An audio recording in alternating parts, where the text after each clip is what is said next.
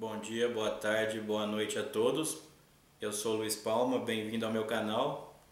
Hoje eu vou falar de mentalidade anticapitalista, né? Antes de começar, pessoal, eu preciso falar uma coisa muito importante para vocês. Eu vou usar e abusar de generalizações nesse vídeo, mas isso não significa que elas são generalizações burras, né? Eu simplesmente vou fazer isso, gente, para simplificar meu pensamento. Por exemplo, eu critico intelectuais ou funcionários públicos ou juízes, né? É lógico que existem juízes que são excelentes e muito boas pessoas, muito produtivos, muito legais como ser humano mesmo, né? É lógico que existe, por exemplo, um funcionário público que é 1000 vezes mais produtivo que um funcionário da iniciativa privada. É óbvio isso, galera. Quando a gente analisa um caso, sempre você tem que olhar o indivíduo, né? A pessoa, né? Existem pessoas boas e más em tudo, entre negros, entre brancos, brasileiro, argentino, mulher, homem, hétero, gay, tudo mais, né? Capitalista, socialista, tudo mais. Eu estou usando generalizações nesse vídeo simplesmente para mostrar a mentalidade. É mais fácil para mim explicar e para você entender quando eu generalizo para mostrar a mentalidade. Então, fique atento quanto a isso no vídeo. Falar de mentalidade anticapitalista, pessoal, não é fácil, né? Ah, você tem uma gama, né? É um assunto muito complexo, muito longo, né? Eu me baseei em 3 livros que eu vou recomendar para vocês, né? O Raiz do Brasil, do Sérgio Buarque de Holanda, o Mentalidade Anticapitalista mesmo do Mises, né? E o Ética Protestante e o Espírito do Capitalismo, né? Foram os 3 livros que eu li que eu pude fazer esse vídeo, né? O do Mises, eu vou colocar o link aí, já que é um livro público, né? Você pode fazer o download dele no Instituto Mises. Os outros 2 você compre se você achar que é necessário, né? Eu queria ressaltar aqui que o Raiz do Brasil é um livro muito bom, viu? Se você não o conhece, talvez você seja liberal ou conservador, né? Esteja acostumado com os autores liberais conservadores, compre o Raiz do Brasil e leia, né? Você vai entender com muito ênfase, né? Por que o brasileiro é tão anticapitalista, né? E porque no Brasil é tão fácil ser de esquerda, e tão bonito ser de esquerda, e tão difícil ser de direita, né? Começando do começo, né? Vamos falar um pouco das raízes, né, brasileiras, das raízes do Brasil do anticapitalismo, por assim dizer, né? Porque ela a raiz anticapitalista brasileira é poderosíssima, né? Fortíssima, né? O Sérgio Buarque de Holanda, no livro Raiz do Brasil, ele diferencia, né, no começo do livro, logo no comecinho, 2 personalidades de homens, né? O que ele chama de trabalhador e o que ele chama de explorador, né? O trabalhador é aquele cara que quer construir, né? Que acorda cedo para trabalhar, mais voltado ao trabalho de rotina, né? Mais voltado ao trabalho disciplinado, de longo prazo e árduo, né? O trabalhador tende a ser mais exato, né? Mais das áreas exatas, poderia ser um engenheiro, né? Um professor de matemática, né? E do outro lado a gente tem o explorador, né? O explorador é o cara que busca mais emoções, né? Ele não gosta de trabalhar, ele é mais voltado ao amor do que ao trabalho, vamos dizer assim, né? E ele seria um artista, né? Vamos pensar num artista, né? No caso do explorador, né? E o Sérgio ele mostra muito bem, né? Ele dá N exemplos, né? Ele cita outros autores, né? Ele cita outros livros que a colonização brasileira, né? A partir dos ibéricos, né? Portugal e Espanha principalmente, ela aconteceu com pessoas que tinham e mantinham, né, personalidade do tipo exploradores, né? Quer dizer, pessoas mais volúveis, né? Não voltadas muito à construção, né? Construção do quê? De uma lavoura? Pode ser, de um castelo? Pode ser também, né? A colonização brasileira foi toda feita por exploradores, né? Não por trabalhadores, segundo o Sérgio, né? O Sérgio, muito inteligentemente também, pessoal, ele separa competição de rivalidade e cooperação de prestância, né? Que é competição, o que é rivalidade? Competição seria, por exemplo, a Toyota e a Honda competindo para ver quem faz a melhor caminhonete, né? Rivalidade não, rivalidade você quer ferrar o teu inimigo, vamos dizer, um corintiano, eu sou corintiano, você está vendo um jogo de São Paulo e Palmeiras, quer que o estádio exploda, né?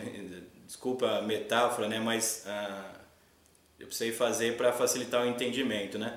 E também ele diferencia a cooperação de prestância, né? Cooperação é a cooperação genuína, né? Que, vamos dizer, um trabalho em equipe, né? Um trabalho em equipe requintado, né? Vamos pensar no just in time japonês, né? O que é o just in time japonês? O Japão produz o caminhonete Toyota, né? Com a tecnologia altíssima, né? Todo mundo que já andou numa caminhonete Toyota, uma Hilux, por exemplo, sabe o quanto ela é boa, né? E nesse caso você precisa de um trabalho em equipe brutal, né? Não só dentro da tua empresa, mas em várias empresas ascendentes e descendentes, né? Isso é cooperação, né? E o outro termo que eu disse anteriormente é uma cooperação mais no sentido de você cooperar para ter uma ajuda, né? Quer dizer, você na verdade está fingindo que é um amigo, né? Essa questão é muito importante para entender também a mentalidade do brasileiro, né? O Sérgio, pessoal, vocês me desculpem, mas ele acha que o brasileiro não é cooperador, né? O brasileiro ele é prestador, quer dizer, ele tem sempre um segundo interesse quando ele ajuda, ele não é um povo generoso, vamos dizer assim, e o brasileiro não é competidor, quer dizer, ele não compete para fazer a melhor caminhonete, né? Ele compete porque ele quer ver o inimigo se ferrar, né? Isso são palavras do Sérgio, a interpretação que eu fiz. Talvez eu tenha interpretado errado, mas isso que eu vi nos Raízes do Brasil, né? Essa introdução do Sérgio que eu fiz, pessoal, já explica, eu acho que talvez 80%, 90% da nossa mentalidade anticapitalista de hoje. Na verdade, eu acho que essa primeira questão é muito importante, né? A mais importante, na minha opinião. Ora, se os nossos colonizadores, os ibéricos, desde lá do começo, das raízes do Brasil, eles não eram ligados à cooperação, eles tinham rivalidade, né? Quer dizer, ele queria parecer mais do que o outro, né? Mas ele não queria competir para fazer uma lavoura melhor, né? O Sérgio ele cita um exemplo, por exemplo, que os agricultores, os primeiros agricultores brasileiros não eram agricultores, eram mineradores, né? O que ele quer dizer com isso? Ele quer dizer que eles não usavam a terra para ir melhorando a terra, para ter uma agricultura sustentável e tal, né? Eles usavam a terra para acabar com a terra, esgotar toda a terra e partir para a próxima terra que estava do lado, que não tinha sido esgotada ainda, né? Se o brasileiro teve essa descendência do ibérico de não cooperar e de querer ser estrelinha, né? Vamos dizer assim, entre aspas, né? Estrelinha, né? E querer aparecer mais que o companheiro, é lógico que isso reflete uma mentalidade anticapitalista brutal, né? O que é o capitalismo avançado, né?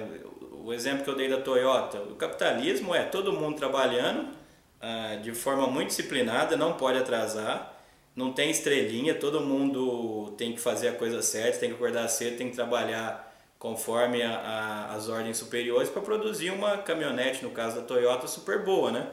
O brasileiro não tem isso desde o começo, né? O brasileiro a nação brasileira já nasce sem isso, né? Contrária a isso, né? O Brasil não foi colonizado por quem queria trabalhar, simples assim, né? Isso talvez resuma mais do que qualquer outra coisa, né? Sobre essa mentalidade anticapitalista de raiz, aqui eu vou dar dois exemplos para você entender melhor, né? O primeiro exemplo são os protestos, né? Por que protesto faz tanto sucesso no Brasil, né? Eu não estou dizendo que protestar é errado, eu não quero entrar no mérito aí, mas o protesto, pessoal, é muito a cara do explorador, né? Do Sérgio Buarque de Holanda. A pessoa pinta a cara, a pessoa escreve um cartaz, a pessoa vai aparecer na televisão, nós estamos mudando o mundo, né? Não sei o que lá, agora o Brasil acordou, né? Agora, estudar, ficar sexta-feira estudando, ninguém quer, né? Ficar sábado, domingo trabalhando, ninguém quer, né? Por quê? O brasileiro é isso, o brasileiro é o explorador, né? Ele quer sensações, ele quer emoções, né? Ele não quer um trabalho árduo, né? Tem um ditado que diz que se você quer mudar o mundo, primeiro arruma o teu quarto, né? O brasileiro odeia arrumar o quarto e adora mudar o mundo, né? E isso prova, né, que o brasileiro de fato, como o Sérgio dizia, ele tem essa raiz de explorador, né? Esse é o meu primeiro exemplo. O segundo exemplo, pessoal, você vê, por exemplo, o Brasil às vezes tem dificuldade de ter uma indústria automobilística, né, nacional, né? Ele tem internacionais, né? Como que o Brasil, com tanta indústria automobilística internacional, com um mercado tão grande, né? com a ajuda do governo, a ajuda dos sindicatos, a ajuda dos empresários, ele não tem uma indústria automobilística. É exatamente o que o Sérgio falou, que ele não é voltado à cooperação, né? E ele não é voltado ao trabalho disciplinado, né? Lógico que eu estou generalizando, e lógico que existem exceções, de novo, pessoal, pela enésima vez. Agora, os marqueteiros do Brasil, o marketing do Brasil é do melhor do mundo, né? Não sei se acompanha aí a área de marketing, mas os marqueteiros brasileiros ganham prêmios de publicidade aí mundo afora, fazem campanha para presidente de outro país, né? Quer dizer, eles são muito bons, né? Porque o brasileiro tem de fato essa alma artística, né? E de fato ele tem dificuldade no trabalho disciplinado, né? No trabalho cotidiano, né? No trabalho repetitivo, né? E na visão de longo prazo também, né? Porque na verdade para você, o cara que ele tem um trabalho cotidiano repetitivo e se esforça todo dia e acorda todo dia, ele não tem resultado de curto, né? Ele tem resultado de longo, né? E o brasileiro é engraçado que ele protesta contra o Estado por mais Estado, né? Ele quer mais saúde, mais educação, né? Ah, mas não, a gente está protestando porque a gente quer que o Estado vá para a academia, né? Ganhe músculo, perca gordura. Mas ninguém especifica isso, né?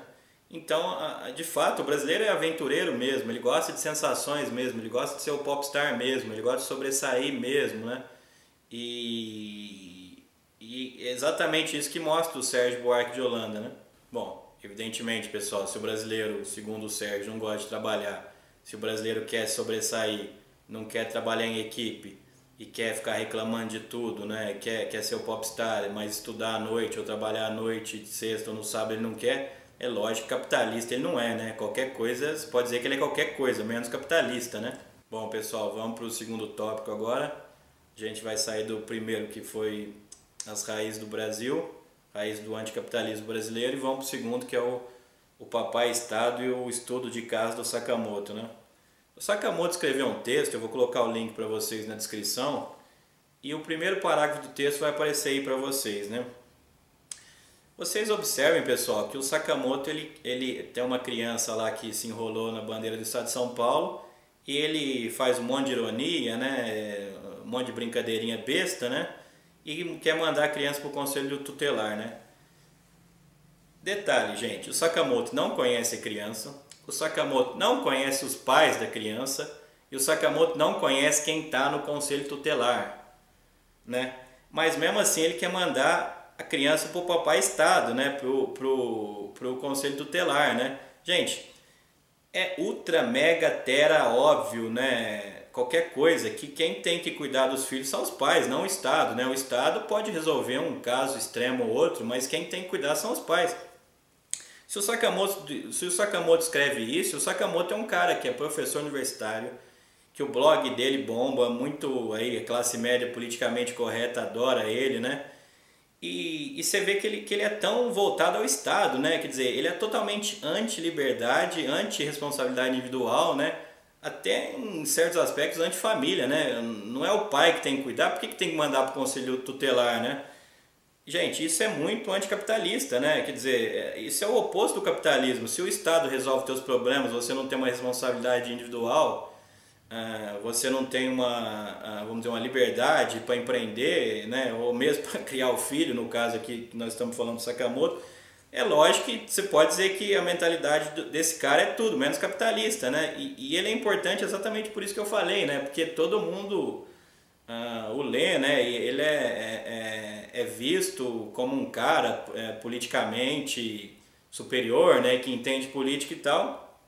Você vê que nele, né, e nos leitores dele existe uma mentalidade anti-liberdade mesmo, anti-individualidade mesmo e anticapitalista mesmo muito forte, né, muito brutal, né? O nosso terceiro aspecto da mentalidade anticapitalista, gente, é o coitadismo, né? Se tem um povo que é coitadista no mundo é o brasileiro, né? O brasileiro adora ser o coitado da história, né? Eu não gosto muito de falar de mim, das minhas sensações, mas eu tenho nojo de coitadista, eu tenho uma profunda repulsa de coitadista, né? O coitadismo brasileiro, ele é muito forte, né? Sempre é culpa do outro, né? É culpa do sistema, é culpa do capitalismo, é culpa do pai, é culpa da mãe, é culpa do irmão, é culpa do chefe, é culpa da educação que não me deram, né? Agora estudar também, no final de semana o cara não quer, né? O coitadismo, ele tem as suas franjas no Brasil muito poderosas, né? O distributismo é uma franja poderosíssima do coitadismo. O feminismo, né? O gaysismo, né? Aqui, pessoal, de novo eu dou um passo para trás e digo que eu não quero, que eu estou generalizando apenas para simplificar o meu pensamento, né? É lógico que existem gays que são pessoas que sofrem de fato preconceito e isso tem que acabar, né? E lógico que existem mulheres que sofrem violência, né? Não é isso que eu estou dizendo, eu estou falando um nível superior, eu estou falando da mentalidade, né? Eu não vou entrar também em cada aspecto do coitadismo brasileiro, né? Eu só vou falar um pouco do feminismo, vai aparecer aí para vocês a imagem das garotas direitas do Facebook, né? Observem, pessoal, cada 20 homicídios, 19 são em homens e 1 é mulher. Quer dizer, cada 20 pessoas que morrem por homicídio, 19 são machos e apenas 1 são fêmeas, né? E na questão dos suicídios, a relação é mais ou menos 15 para 5, né? Quer dizer, cada 20 pessoas que morrem, 15 são homens e 5 mulheres, né? E você vê que as mulheres, o movimento feminista brasileiro também quer cada vez mais direitos, né? Quer acabar com o patriarcado, né? As mulheres também, elas têm vários benefícios, né? Por exemplo, a lei brasileira protege as mulheres, isso é uma coisa. Os juízes, eles tendem a ser mais brandos com as mulheres, quer dizer, elas são ajudadas duplamente, primeiro pela lei e segundo pela interpretação da lei, né? E fora que as mulheres, elas aposentam mais cedo, né? Mais cedo, tem maior expectativa de vida, né? E tem um livrinho legal, pessoal, O Milionário Mora ao Lado, um livro escrito por um escritor americano, que ele mostra que as mulheres lá nos Estados Unidos elas recebem muito mais presentes, muito mais herança do pai, né? Quer dizer, você tem um movimento feminista defendendo direito de mulher, homem morre mais, homem suicida mais, homem recebe menos herança, homem faz trabalho mais perigoso e homem recebe menos herança. Quer dizer, observe como que esse coitadismo, se você analisar profundamente, se você for no cerne da questão, você vê como ele é falso, como ele é mentiroso, como ele é repugnante, como ele é das piores coisas que existe, né? E isso evidentemente que está na mentalidade do brasileiro, me desculpem, o coitadismo faz sucesso porque o brasileiro é coitadista. Simples, sim. Entrando na mentalidade anticapitalista no nosso quarto item, empreendedor privado contra funcionário público, né? Você se formou, se você não se formou, você imagine, numa turma de 30 ou 40 pessoas, né, que se formou em qualquer curso aí, quantas foram prestar concurso público e quantas foram empreender, quer dizer, criar uma empresa, né? Se você chegar à conclusão que existem um empreendedor para cada 30 funcionário público, eu acho razoável, né? É bem por aí mesmo, né? E você vê, por exemplo, que o brasileiro ele adora a Mega Sena, né? A Mega Sena e o funcionalismo público tem tudo a ver, na minha opinião, né? Aquela coisa de estabilidade, né? Que vai resolver minha vida, que eu não vou mais precisar fazer nada, né? E tal, né? Quer dizer, eu acho que tem tudo a ver, né? Agora, investir na Bolsa de Valores R$ 20 por dia, por mês, R$ 30 por mês, né? E fazer um patrimônio durante 30, 40, 50 anos já ninguém quer, né? Existem N livros, né? Eu conheço vários que mostram que investir um pouco na bolsa, 30, 40 reais, não precisa ser muito, todo mês dá um resultado fantástico no longo prazo, né? Mas isso ninguém faz, né? Aliás, o brasileiro acha que bolsa de valores é arriscado, né? Ao mesmo tempo que adora um esquema de pirâmide, né? Telex Free, boi gordo, homem financeira, né? Quer dizer, o que é arriscado ele acha que é seguro, o que é seguro ele acha que é arriscado, é um oposto, né? Nosso quinto item, empreendedor contra o gerente ou especialista, né? Para meus amigos liberais libertários, né, que leram Ação Humana, né? Quem leu Ação Humana sabe que o Mises, né, o escritor, ele tem uma preocupação constante no Ação Humana em diferenciar o que é um empreendedor do que é um gerente, né? A maioria das pessoas no Brasil não sabe diferenciar isso, né? O Mises ele critica inclusive o Marx, dizendo que o Marx acha que o capital por si só geraria mais capital, né? E o Mises mostra que não, né? Que se não tiver um empreendedor lá, um cara com visão, na frente, o capital por si só não gera capital, né? O Mises refuta o Marx dessa forma, né? E no Brasil acontece muito isso, né? Você vê famílias riquíssimas que em uma geração, às vezes menos que isso, 5 anos, acabam com todo o patrimônio, né? Diferenciar empreendedor de especialista, pessoal, é fundamental, né? O que seria um especialista ou um gerente contra um empreendedor, né? Vamos pensar uma fábrica de velas, né? O especialista ele faz velas muito boas, que duram muito, com custo baixo, né? Com uma logística boa, quer dizer, distribui vela para todo mundo. O empreendedor inventa a luz elétrica, né? Na verdade, a mentalidade anticapitalista do brasileiro, ela vem quando não se reconhece o empreendedor e quando se confunde o empreendedor com o gerente, né? E às vezes nas teorias econômicas colocam o empreendedor e o gerente na mesma linha, né? E também nas críticas socialistas, né? Quando um socialista critica o capitalismo, ele fala, os caras é explorador, explora o trabalhador, acaba com o meio ambiente e tal. Gente, se você não fizer a diferenciação entre o empreendedor e o gerente, você não consegue refutar essa crítica socialista. Isso é muito importante, viu, pessoal? É difícil eu falar aqui no vídeo porque a gente tem pouco tempo, esse vídeo vai ficar muito longo, mas vocês procurem saber e se aprofundarem nisso, né? Isso explica muito também da mentalidade anticapitalista brasileira. O empreendedor não é um gerente, o empreendedor tem outras habilidades do que um gerente ou um especialista, né?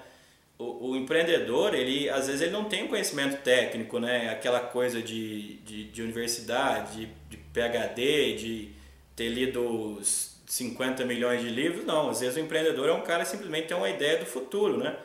Se você acredita nas ideias, na inovação, que você pode melhorar o mundo, você é um empreendedor, né? O brasileiro não acredita nisso, né? O brasileiro acredita no papai Estado, né? O paradoxo aqui, pessoal, que um dos caras que eu vi fazer uma super defesa do empreendedor e uma super diferenciação entre o empreendedor e o gerente, né? Foi o Lenin, né? Que foi um líder comunista, né? Quer dizer, o Lenin de bobo que não tinha nada, ele sabia bem que era um empreendedor e sabia bem que era um gerente, né? E por isso ele pôde criar o comunismo e tudo mais, né? Quer dizer, ele conhecia os inimigos dele, né? De novo, galera, eu estou generalizando para facilitar o entendimento. É lógico que existem casos e casos. Nosso sexto aspecto da mentalidade anticapitalista, gente, é a mentalidade do operador de direito, né? O que é o operador de direito? A mentalidade anticapitalista do operador de direito. É basicamente uma pessoa, pode ser um advogado, pode ser um juiz, pode ser um promotor, ou pode ser uma pessoa que nem é do direito, achar que leis, vamos dizer, não tem consequências, né? Um cara que fala muito bem disso é o Milton Friedman, né? Se vocês quiserem aprofundar nessa questão do direito, vocês procurem os vídeos do Friedman, os textos dele na internet, né? Toda lei, pessoal, exceto as leis naturais, né? Quais são as leis naturais? São as leis negativas, né? Por exemplo, todo mundo tem direito à vida, eu não posso matar alguém. Todo mundo tem direito à propriedade privada, eu não posso acabar com a propriedade privada de ninguém, né? Todo mundo tem direito à liberdade de expressão, eu não posso censurar a pessoa, né? Isso são leis naturais e são leis negativas, né? Quer dizer, sempre tem um não, né? Eu não posso matar alguém, né? Tirando essas leis, pessoal, todas os outros direitos implicam deveres para outras pessoas, né? Se, por exemplo, todo mundo tem direito a ter um sistema de saúde. Bom, evidentemente que você vai ter que ter toda uma estrutura para isso. Você vai ter que ter médicos, você vai ter que ter hospitais, você vai ter que ter administradores, né? Você vai ter que ter enfermeiros. Então, o teu direito de ter uma saúde de qualidade é o dever de alguém prover esse sistema de saúde de qualidade, né? Isso vem através dos impostos na nossa sociedade, né? A mentalidade do operador de direito, ela erra quando ela não entende isso, né? Quando ela coloca leis muito brutais e muito sem sentido, né? O Milton Friedman, como eu disse, vocês procurem os vídeos dele, ele diz que boa parte das leis que os burocratas criam, elas têm um efeito oposto, né? Quer dizer, você faz uma lei para proteger o trabalhador. no longo prazo você prejudica o trabalhador, né? O Mises fala isso, o Friedman fala isso muito bem também, né? Um cara que fala bem dessa mentalidade do operador de direito é o Daniel Fraga, né? Vocês procurem o canal dele, que ele sempre fala disso, né? Ele é um cara bom, né, nesse aspecto, né? Outro aspecto da mentalidade do operador de direito, gente, é que eu não sei exatamente os números, mas, por exemplo, nos Estados Unidos se formam um advogado e 10 administradores, né? Num universo de 11 pessoas, assim, por exemplo, né? No Brasil é o oposto, né? Se formam 11 advogados e um administrador, né? Quer dizer, a sociedade brasileira ela é emperrada pelas leis, né? As leis atrapalham tudo, né?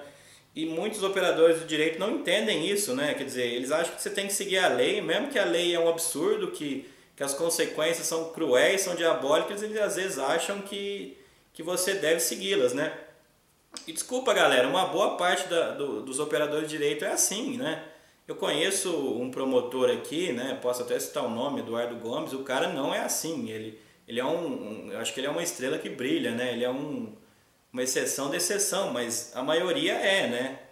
Então fica meio complicado às vezes para quem não é de direito poder desenvolver uma atividade, um negócio, qualquer negócio que seja, né?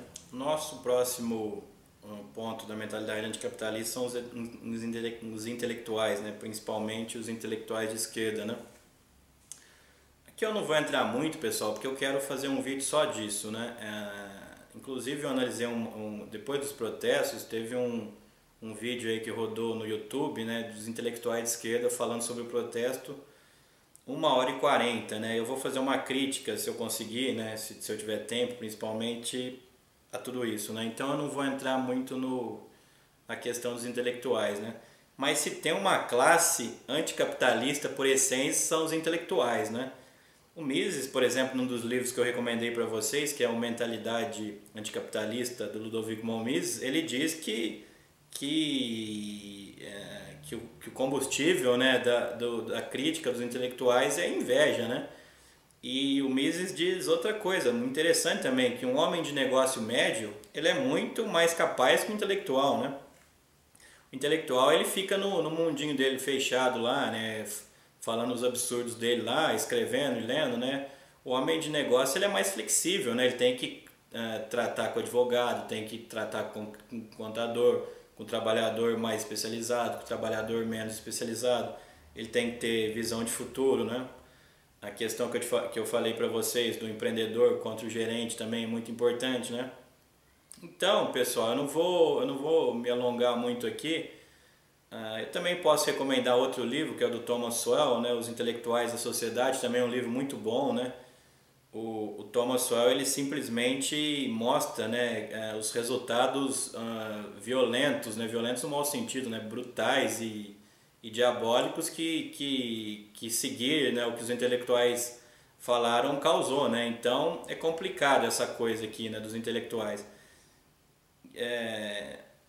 Mas eu prometo para vocês que se eu tiver um tempinho eu vou fazer um vídeo só falando de intelectuais de esquerda, vocês me aguardem. Acho que o segundo aspecto mais importante da mentalidade anticapitalista, né, e aqui nós vamos entrar no item 8, é a falta de conhecimento, né? A primeira eu acho que é a raiz, né, a raiz do Brasil, porque isso é muito difícil você escapar das suas raízes, né? Uma boa parte da mentalidade anticapitalista do brasileiro, pessoal, vem sim da falta de conhecimento, né? Ninguém sabe, por exemplo, que o capitalismo não criou fome, não criou miséria, né? O capitalismo herdou a fome, herdou a miséria, né, de outros sistemas anteriores, né? Na verdade, o capitalismo diminuiu a fome e diminuiu a miséria no mundo, né? Ele, por exemplo, multiplicou a produção agrícola, né? O capitalismo também não gera guerras, né? Você pega as sociedades que fazem trocas comerciais muito intensamente, não há sentido numa guerra, né? Você imagina hoje uma guerra entre Estados Unidos e China, né? Um depende do outro, outro depende de um, né? É difícil, né? Não é bom nem para a elite, nem para os políticos, nem para as pessoas normais de nenhum dos dois países, né? O capitalismo, depois da Revolução Industrial, ele multiplicou a população por 16, né, em 100 anos, né? E essa população estava estagnada há quase 5 séculos, né?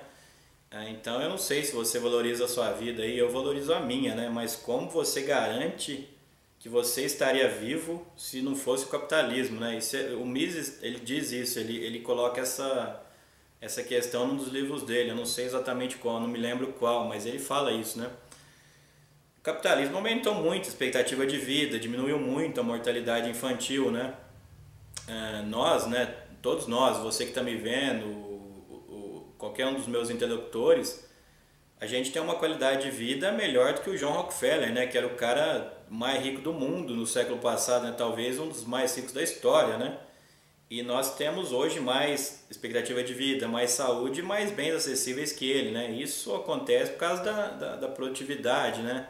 Do capitalismo, quer dizer, você produz mais com menos, né? Com menos recursos escassos, né? Sobre essa questão do capitalismo ajudar a humanidade, tem aí os 31 gráficos que vão restaurar a sua fé na humanidade, né? Eu digo que os 31 podem restaurar a sua fé no capitalismo também. O link tá aí na descrição do vídeo, vocês por favor assistam, vejam que é muito importante, né? Bom, por fim, pessoal, para terminar, a questão da inveja. É lógico que a questão da inveja tem uma relação direta, visceral, eu diria, com a mentalidade anticapitalista, né? Dois irmãos, por exemplo, né, tiveram os mesmos pais, a mesma criação, as mesmas escolas, um fica super rico, o outro vai para a miséria, por exemplo. É lógico que o irmão que não foi bem vai criar uma mentalidade anticapitalista, vai querer colocar a culpa no capitalismo selvagem, na globalização, né, no liberalismo e tudo mais, né? Não é muito agradável para alguém que não vai bem na vida ver que o cara que foi criado com ele, que estudou com ele, hoje tem uma Ferrari, né? Essa questão eu sei que é complicada, né? De novo, eu não quero generalizar, né? Como eu disse várias vezes nesse vídeo, é muito ruim generalizar, eu estou generalizando aqui simplesmente para explicar. A questão da inveja é muito importante, sim. Se você tem alguém criticando muito o capitalismo, você pode ficar com o pé atrás, né? O Pondé fala bem isso, né? Ele diz que, por exemplo, se tem alguém criticando o capitalismo alguma coisa, é muito mais fácil você explicar isso através da inveja que ele sente do vizinho rico do que das teorias super requintadas dos 5.000 páginas dos livros do Marx e do Engels, né? Quer dizer, o Pondé ele vai no centro, né? Quer dizer, ele enxerga, e eu concordo com ele, que a inveja também tem um papel fundamental aqui, né? É isso aí, pessoal. Obrigado a todos. De novo eu dou um passo atrás dizendo que eu não quis generalizar, eu só fiz isso para facilitar meu entendimento. E lógico que existem casos e casos, existem juízes muito inteligentes, com a mente muito aberta. Existe funcionário público que é 1000 vezes melhor que um funcionário da iniciativa privada. Eu não gosto de falar em coletivos, eu gosto de sempre analisar o indivíduo, né? Acho que o que importa é o indivíduo, né? Existem pessoas boas e pessoas ruins em todos os setores, né? Público, privado, brasileiro, argentino, homem, mulher, gay, hétero e tudo mais, né? Então eu estou sendo repetitivo nessa questão da generalização, mas eu acho que ela é muito importante mesmo. E eu espero que vocês tenham gostado do vídeo e até a próxima.